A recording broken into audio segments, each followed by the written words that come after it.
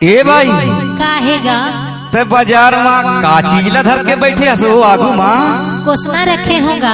कोसना रखे हस। हाँ लेकिन एक बात है भाई, का बात है?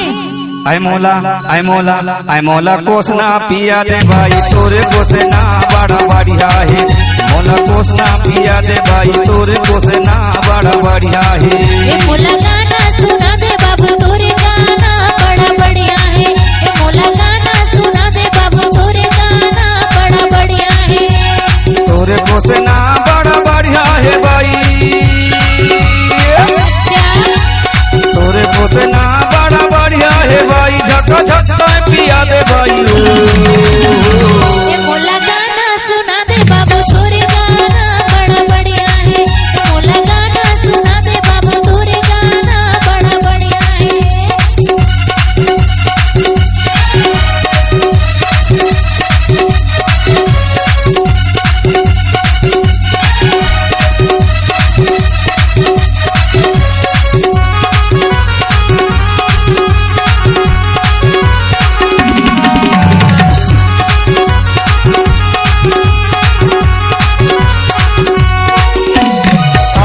बाजार मत कोसना ला धर के बैठे बाजार मत आगू में धर के।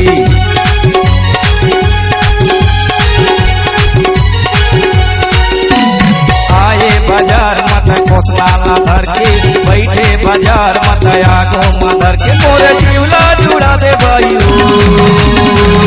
मोला गाना सुना दे बाबू तोरे गाना बड़ा बढ़िया है। ए मोला गाना सुना दे बाबू तोरे गाना बड़ा बढ़िया है।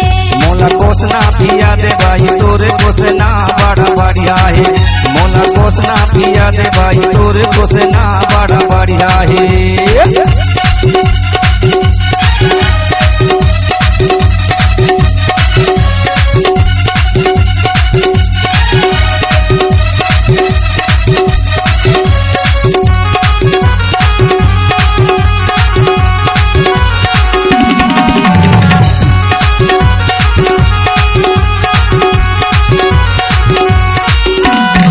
रुपया के दई दे भर भर गिलास औहा जौहा आए हो भाई लागे पियास।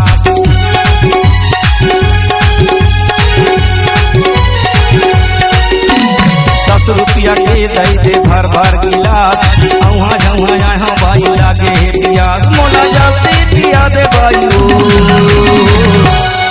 ए मोला गाना सुना दे बाबू तोरे गाना बड़ा बढ़िया है। ए मोला गाना सुना दे बाबू तोरे गाना बड़ा बढ़िया है। मोला कोसना पिया दे भाई तोरे कोसना बड़ा बढ़िया है। मोला कोसना पिया दे भाई तोरे कोसना बड़ा बढ़िया है।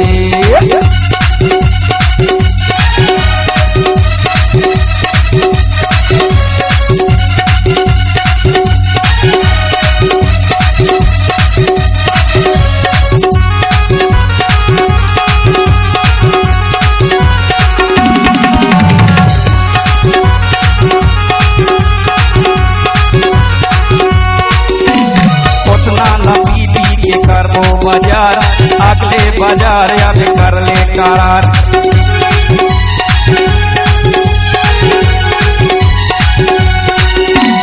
कोसना लबी के करबो बाजार अगले बाजार या कर ले करार। तोरे गाँव ला बता दे भाई। ए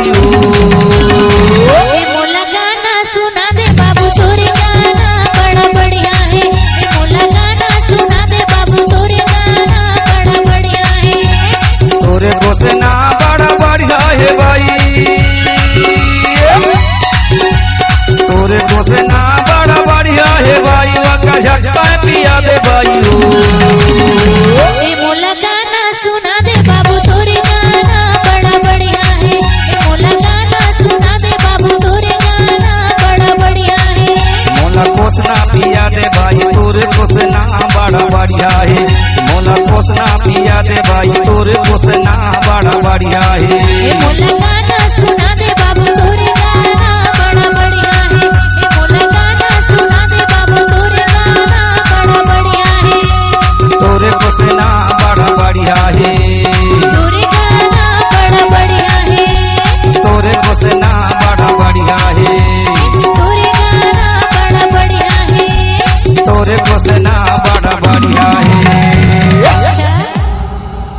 Analog Digital Recording Studio, Cordoba. Contact number 9907119215.